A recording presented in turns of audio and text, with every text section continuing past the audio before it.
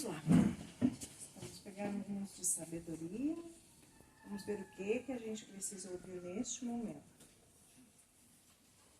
187. Saiba viver eternamente, buscando estudar e aprender coisas úteis e proveitosas a você e ao próximo. Quando paramos de aprender e de progredir, começamos a morrer realmente. Aprenda o mais que puder em todos os ramos do saber para iluminar ao máximo o seu espírito. Aproveite todos os seus minutos para aprender, para aumentar seus conhecimentos.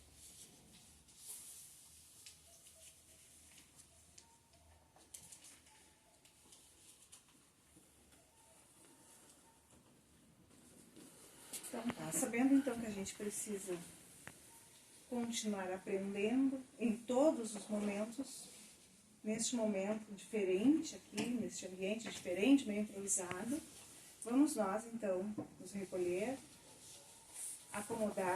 nos acomodar na cadeira, né, para que o nosso corpo não atrapalhe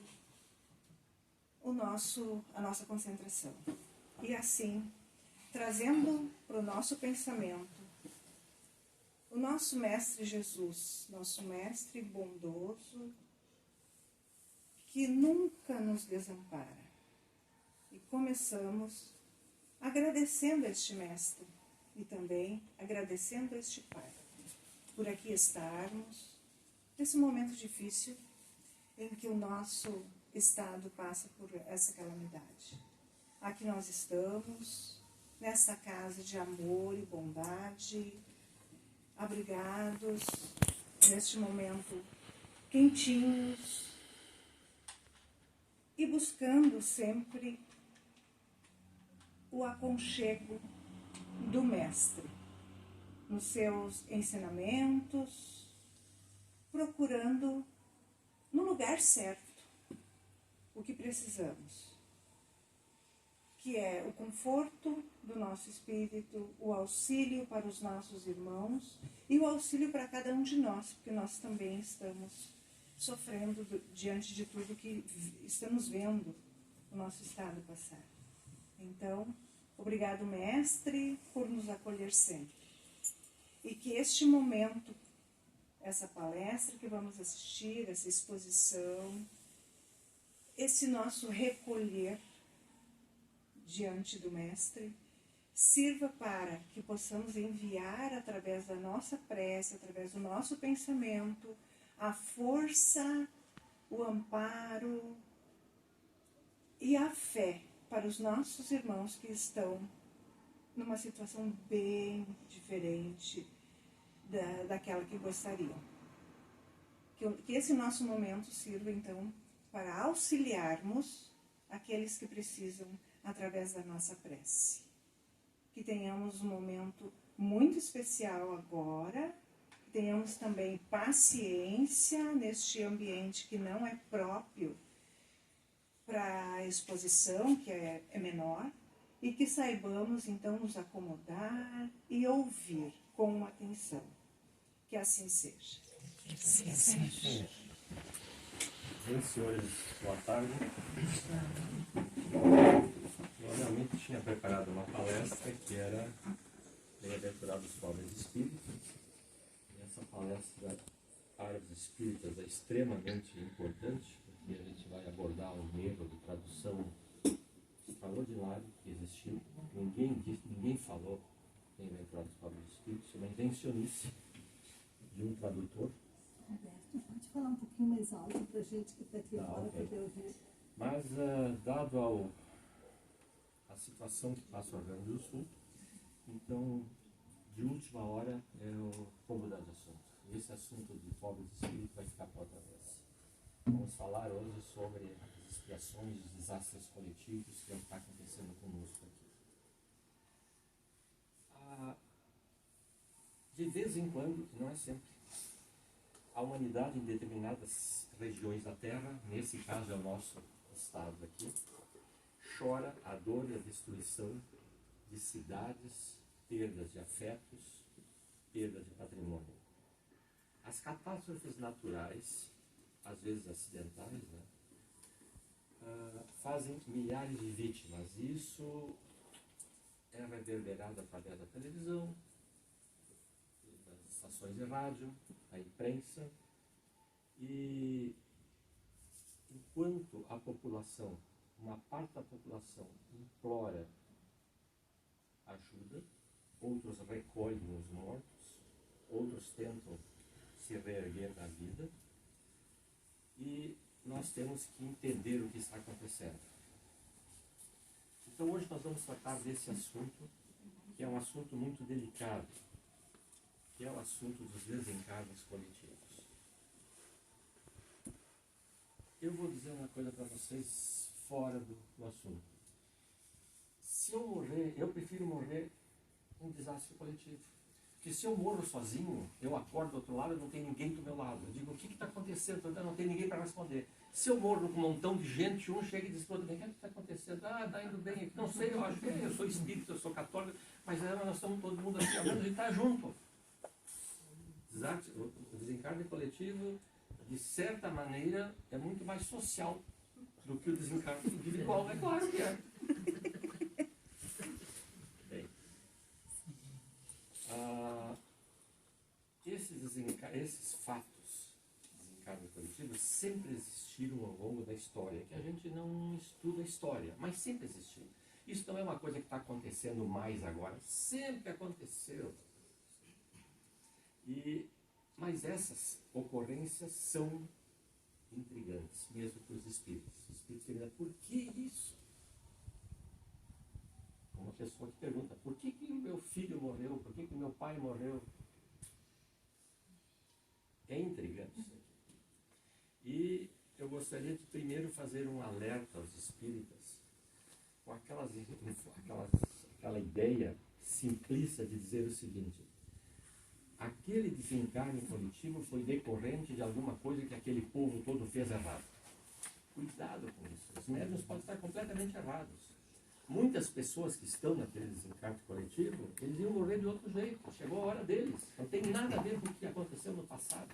Então não comecem a viajar na maionese.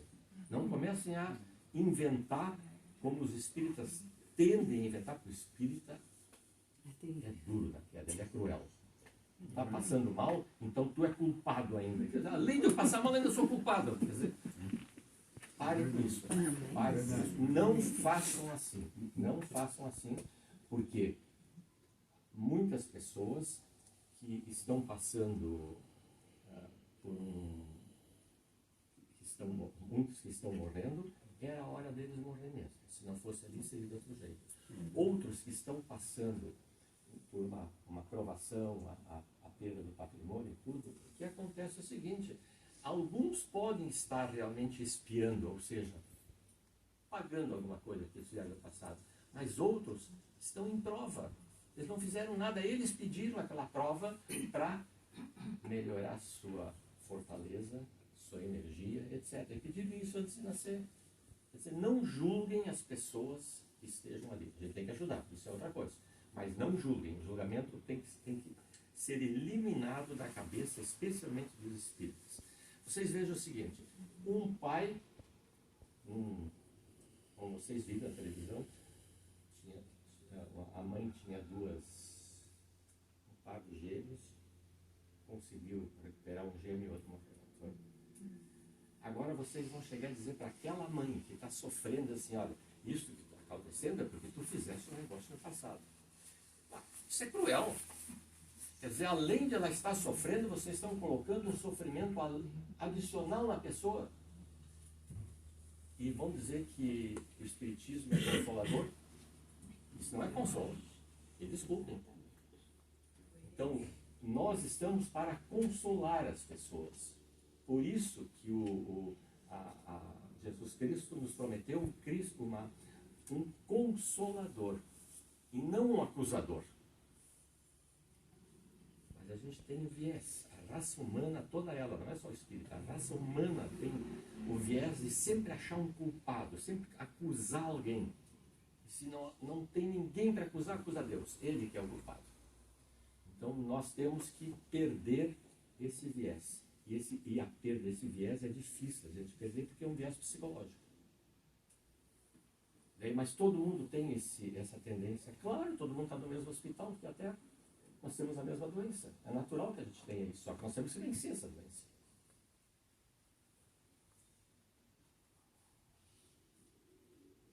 Então, senhores, é o seguinte.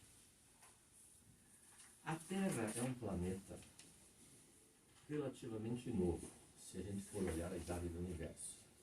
E a Terra tem 52 placas. Fica. Tem 52 placas desse tipo assim. Desculpa. E nós estamos morando aqui em cima dessas placas. Essas placas aqui têm mais ou menos 70 quilômetros. E embaixo dessas placas existe uma massa geracional. E essa massa chega a 2.000 graus centígrados. 2.000 graus. Isso aqui está flutuando, nós estamos flutuando. É como se nós estivéssemos num barco. E tem 52 barcos desses. Daí quando um barco desse bate nesse outro, o que acontece? Um terremoto. Um maremoto. E aí dá uma tendência a formar um ciclone, um furacão, tudo. As placas se mexem. Elas se mexendo porque a Terra não está pronta ainda. Nós estamos habitando um planeta que não está pronto. E por que nós viemos para cá? Porque nós não estamos prontos também. Então nós estamos nos aprontando junto com a Terra. A Terra vai chegar um dia em que aquilo vai se estabilizar. Por enquanto não está. E se os senhores pensarem só um pouquinho, vou dar 2 ou 3 exemplos só para a gente botar na cabeça, porque a gente acha que sempre a minha dor é a maior dor do mundo. O que está acontecendo no Rio Grande do Sul é o maior desastre do mundo. Vamos ver. 74 anos depois de Cristo. O vulcão Vesúvio destruiu 2 cidades inteiras. Mas aí, destruiu inteiro, não sobrou nada, não sobrou nem pessoas. Todo mundo. Existe até hoje magmas daquele vulcão de 30 metros de altura de magma. Imagine, morreu todo mundo. Em 1755, olha, depois do descobrimento do Brasil, 1755, um terremoto em Lisboa destruiu a cidade inteira e não sobrou uma única pessoa. Em 1953, olha só, estamos chegando perto, 1953. Alguns, não vou dizer, eu já vivia naquela época, mas vocês não, ninguém vai dizer que já viu naquela época, vai denunciar a própria idade. Houve uma enchente como essa na China, no Rio Vermelho, e matou só 1 milhão de pessoas. Não 100 e poucas pessoas, 150 pessoas, matou 1 milhão de pessoas. E vocês vão dizer que esse aqui é o maior desastre do mundo? É claro que não é. Mas é que como a gente está vivendo, a gente tem a tendência de pensar, mas já existiram outros maiores, muito maiores. E agora, em 1995, bom, a grande parte de vocês presenciou aquele terremoto e maremoto no Japão. E aí a cidade de Kobe desapareceu. E só não foi maior o desastre, por quê? Porque eles aprenderam com os desastres anteriores a se corrigir. E nós não aprendemos com os nossos desastres anteriores a nos corrigir. O que eles fizeram? As grandes edificações são edificadas em cima de roletes. Então, quando a terra se mexe, o rolete vai para lá e vem para cá, mas o edifício fica e não mata ninguém. Agora aqui nós tivemos em 1941 uma enchente. Tivemos agora 2 enchentes. E agora na quarta nós não aprendemos. E vocês sabem que tem solução para isso. Os dirigentes sabem. Fizeram proteção de Porto Alegre, por exemplo, fizeram a proteção. Mas não precisa, não precisa. Deixa lá. Um dia a gente até destrói aquele muro lá. Para que aquele muro? Aquele muro é feio. Aquele muro é feio. Aquele muro foi sincero. Isso aí. E depois é o seguinte, eu não sei se vocês todos sabem. O grande problema é a Lagoa dos Patos, tem uma entrada para o mar, é uma entrada meio estreita.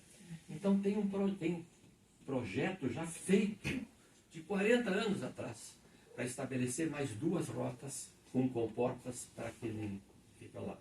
Não fizeram. Nunca foi, não foi, nem começaram a cavar. Aliás, sempre eles botam a pedra fundamental, né? A pedra fundamental está lá até hoje, mas não fizeram nada. E aí o que querem? Deus é culpado? Era previsível isso? Era previsível. Que fosse acontecer algum dia, não agora, um dia acontecer. Acontece com todo mundo isso. Senhores, Deus não castiga. Ele é amor. Ele é sabedoria. Ele é justiça. Ele é bondade. Ele não castiga.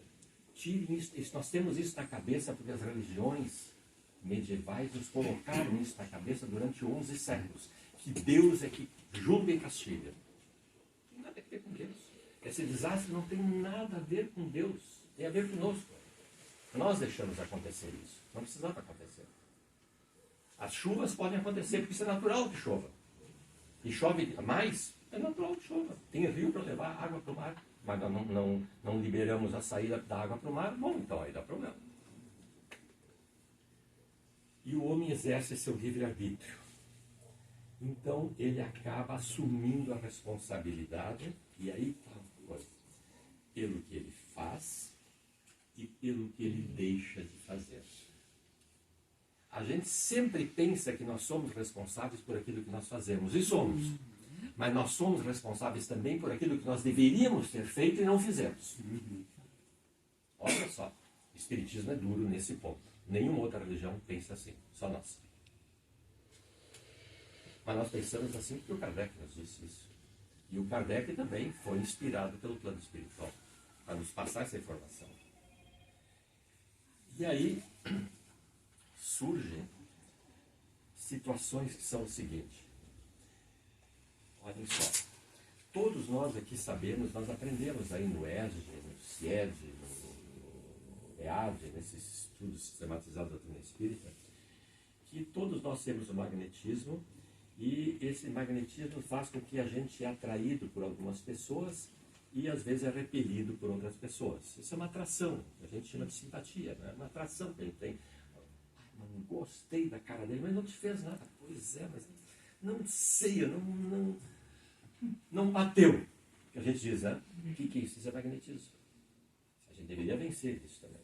A gente deveria controlar o nosso magnetismo. A gente não controla, nós temos isso.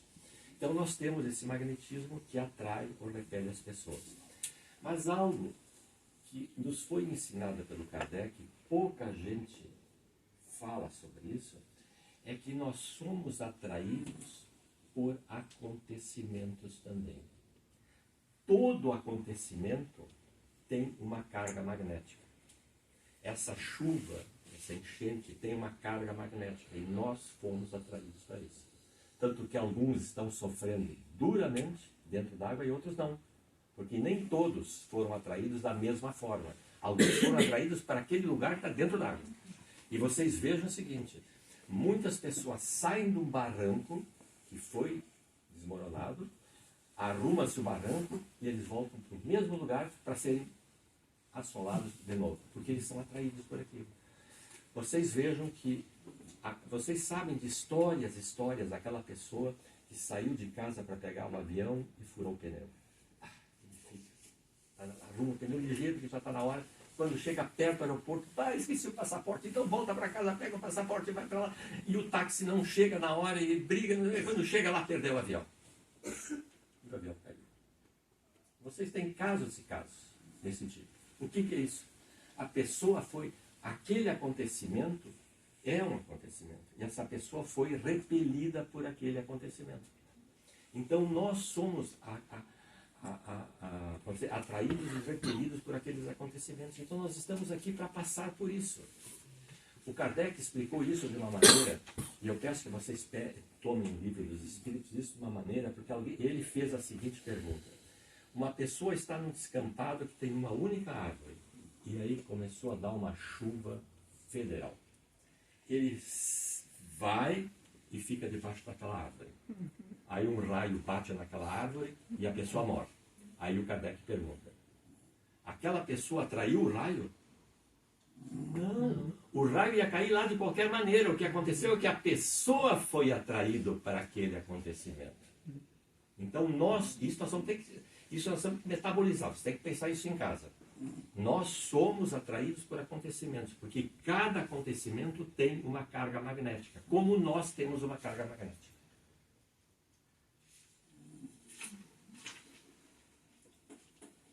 Kardec chegou a dizer que vocês vão ter que estudar muito ainda o magnetismo, porque o magnetismo e o espiritismo, na verdade, são uma só ciência. Vão ter que estudar isso. Então, senhores, aí alguém chega não, cara, o Kardec perguntou, mas não haveria... Por que Deus permite que hajam esses acontecimentos? Ele poderia evitar? Ele poderia, pode. Mas ele não evita porque isso faz parte da educação. Alguns que estão nesse acontecimento vão ser chamados a ter mais humanidade.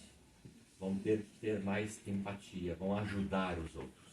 E os outros vão ter que exercer humildade em aceitar tudo. Então, isso é um processo de aprendizado. É duro esse aprendizado? Porra, mas aí, se ele fosse um gaúcho, né, o Kardec diria, poxa, dizia para Deus assim, poxa, mas não podia achar isso de um outro jeito, um outro jeito de a gente aprender a humildade, a benevolência,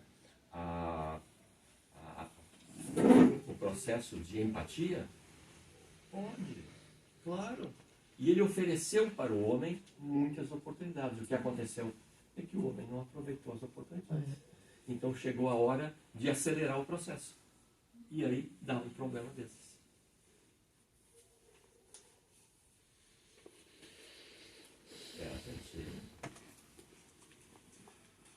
A gente tem que pensar agora que é assim. Existem desencarnações naturais. As desencarnações naturais decorrem do esgotamento da vida orgânica da pessoa. Através de uma doença, através da velhice, da severidade, etc. Então esse que a gente chama de processo natural, deveria ser para todos assim.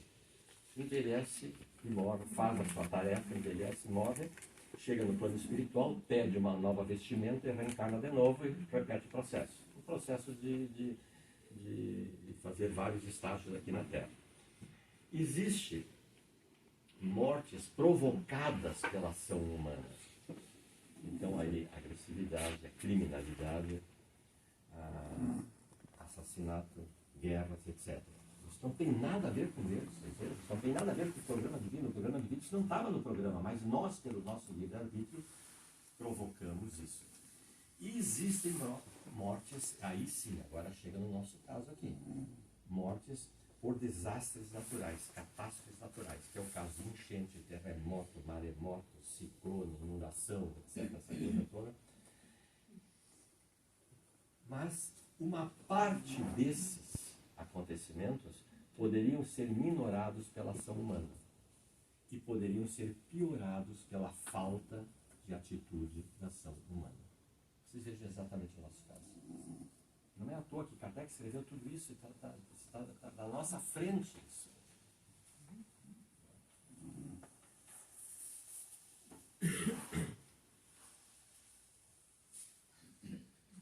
Então, nós estamos nesse momento sendo chamados, alguns estão sendo chamados para uma solidariedade fraternal. Nós estamos sendo chamados para isso. Está nos sendo oferecida a oportunidade. Vocês lembram que o Chico Xavier disse o seguinte: eu agradeço a Deus por todos os afetos que Ele colocou na minha frente, agradeço a Deus por todos os problemas que Ele colocou na minha frente, agradeço a Deus por todas as doenças que Ele colocou na minha frente, porque tudo, absolutamente tudo, são oportunidades para o meu aprimoramento. Então, os senhores têm que, como espíritas, deixar de lado essa ladainha que nós somos prejudicados, que nós somos os coitadinhos, que, claro, que nós vamos ter compaixão daqueles aqueles que estão sofrendo. Mas é a nossa oportunidade de oferecer ajuda. Agora nós vamos oferecer ajuda na Mara. Porque até agora a gente estava em casa, vinha para o centro espírita, no sábado a gente fazia uma viagem, almoçar fora, jantar fora, estava tudo normal lá. Melhoramos alguma coisa com isso? Não. Então nós estávamos no doce farinhante, né? Aquela coisa toda. Então agora, bom, agora chegou a hora de vocês não querem fazer esforço, então agora vocês vão fazer esforço na Mara. É isso que aconteceu. Mas ele não provoca os desastres, ele permite que os desastres ocorram, especialmente naqueles lugares em que mais é necessário. E, como disse o Chico Xavier, agradeço a Deus por esses obstáculos. Olhem só, isso é uma outra forma, eu concordo, vocês não gostaram muito do que estão vendo, mas é uma outra forma de ver a vida na face da Terra. E o Chico Xavier insistiu nisso. Vocês todos têm que considerar tudo o que acontece, que vocês acham que é um problema, esse problema é a oportunidade para o teu aprimoramento. Aproveite.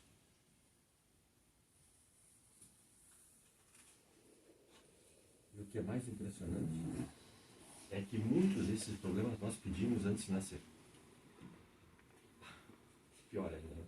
Nós pedimos o problema? Sim, pedimos. Porque é a forma de se aprimorar. Me diga uma coisa. Como é que a gente aprende matemática? Como é que a gente aprende matemática? Não é resolvendo problemas? É isso, é assim que a gente aprende. A moral, a gente aprende da mesma jeito. Nós vamos aprender a moral exercitando a moral. Nós vamos ter que fazer exercício. Agora chegou a nossa hora de fazer exercício. O que estão fazendo aqui embaixo agora é isso aí.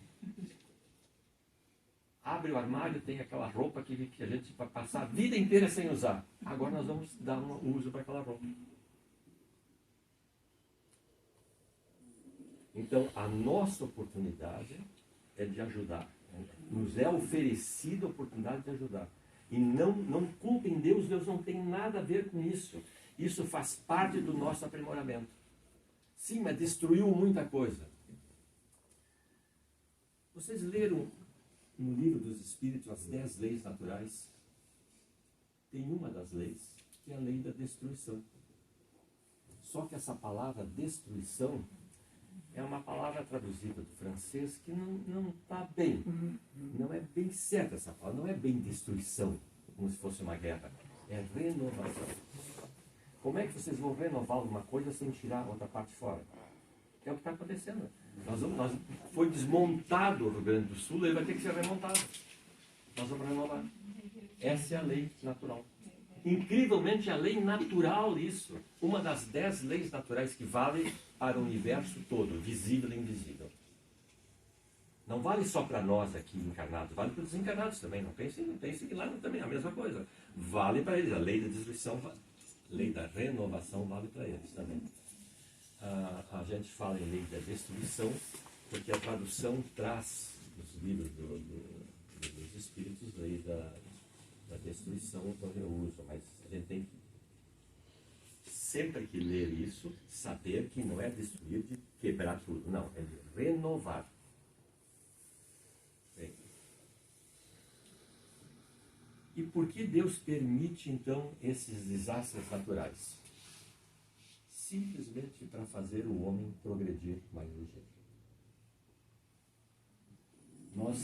Vocês vejam que uma grande parte de nós agora está deixando um pouco de lado o IPTU que está atrasado, a empregada que deu um probleminha com ela, que os filhos não estão indo bem no colégio. Se deixar essas preocupações que o carburador do carro não está bom, que o pneu está meio careca, você deixar para se preocupar com as outras pessoas que estão sofrendo. É isso. Esta é a intenção do plano espiritual quando permite que haja isso. Mas não provoca, ele só permite que haja. Nós é que provocamos. Vocês vejam muito bem que nós falamos no início, nós poderíamos ter evitado tudo isso. Se há 40 anos atrás nós fizéssemos aquele projetinho que está lá, projeto feito de botar pedra fundamental lá e ninguém fez nada. Bem, em Porto Alegre é pior, né? Fizeram 6 portões de aço, aqueles portões são de aço, eles têm lá 60 centímetros de diâmetro, mais ou menos isso aqui, mais ou menos um portão assim largo de aço, vocês imaginem isso. Nunca fizeram manutenção. Agora não abriu. Não abriu. Tá um portão que não abre e não fecha.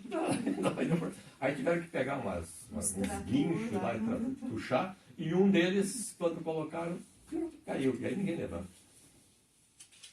Aí a água veio por cima, aí mesmo que não levanta. E aí vocês vão dizer que Deus tem culpa disso? Sim, mas eu também não tenho. Todos nós temos. De alguma forma nós temos. Nós não fizemos pressão para o governo fazer a manutenção. O governo não fez manutenção porque está desviando dinheiro. Então, todo mundo tem a sua parcela de responsabilidade nisso. E isso agora, porque eu não tenho relógio aqui. Temos. 15h36. Ninguém está enfurecido aqui. Pode continuar. Então, o que a doutrina espírita nos explica é que muitos desses flagelos, não todos, mas uma grande parte, resulta da nossa imprudência. Nós estamos estragando o clima, nós estamos estragando a terra e nós vamos passar para o planeta de regeneração. Então, vocês não pensem que nesse ciclo de regeneração nós vamos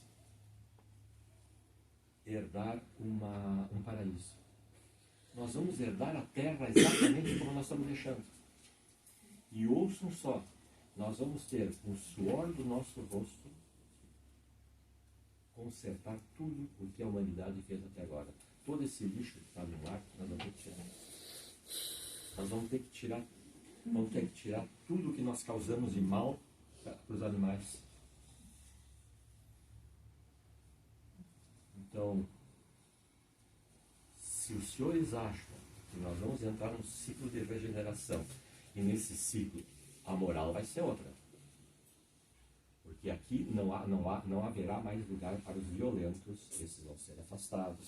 Não vai haver lugar para os assassinos, eles vão ser afastados, os corruptos vão ser afastados, tá ok. Vai ficar só gente mais ou menos boa, porque boa não tem ninguém, mas mais ou menos boa vai ficar.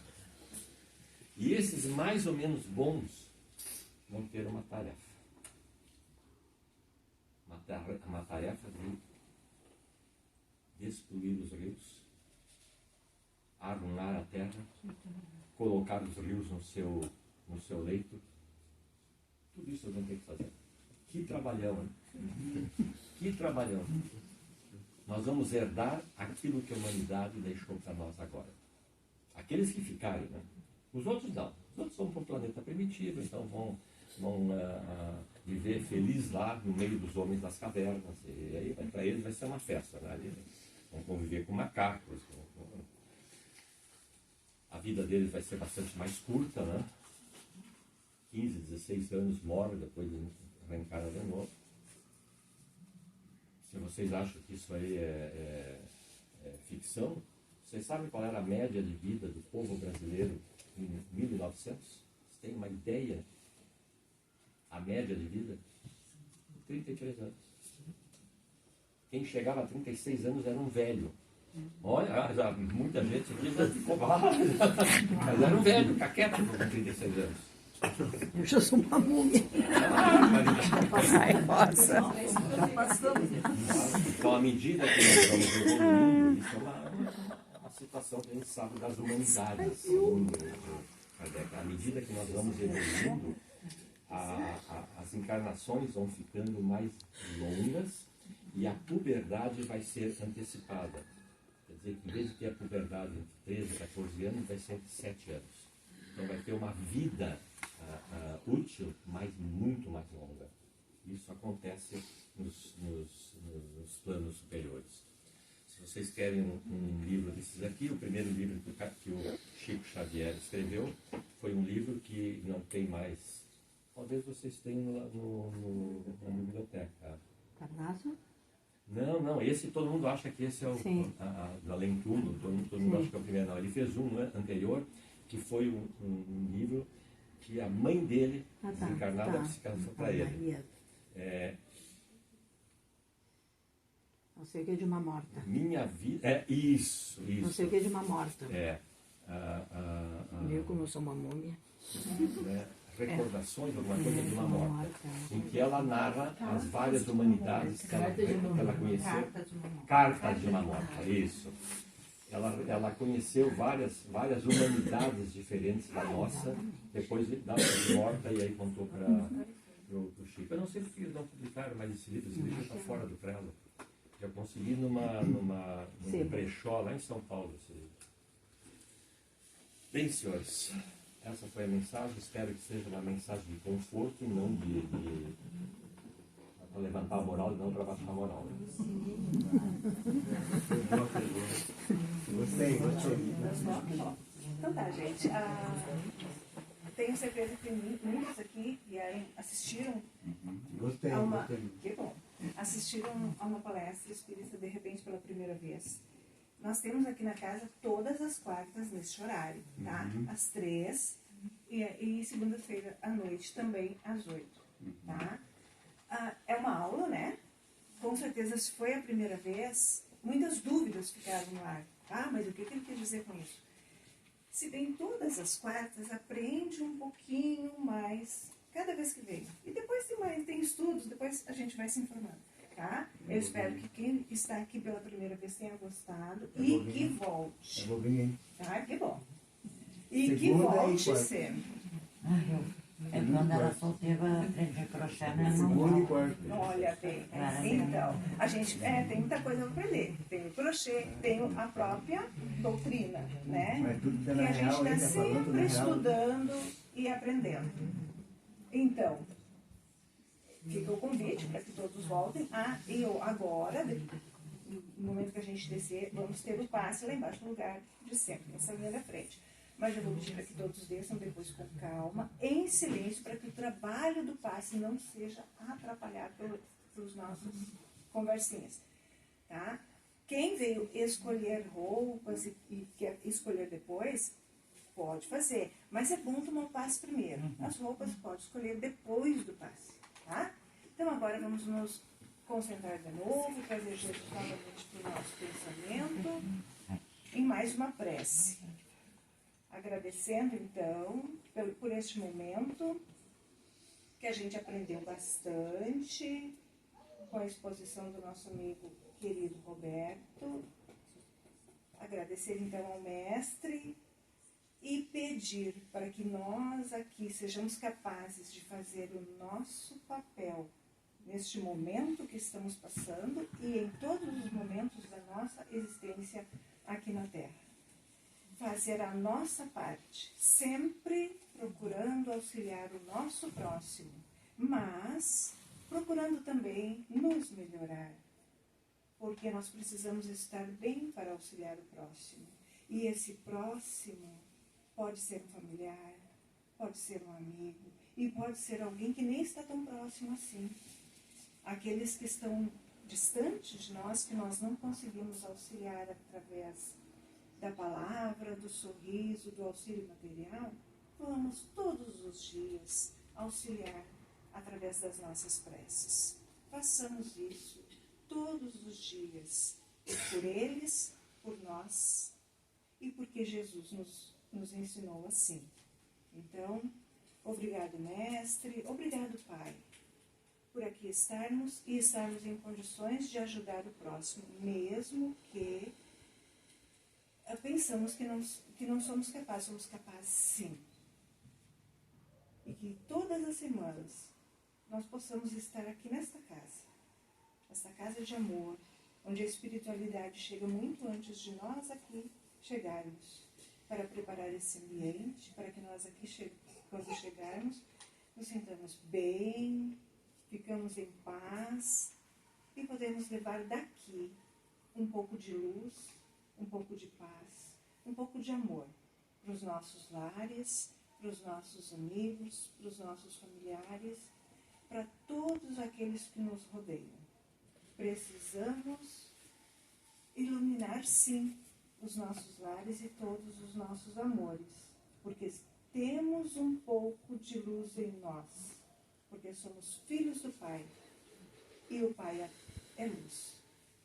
Então, que a cada dia essa nossa pequena luz brilhe um pouquinho mais. Que assim seja. Que assim seja.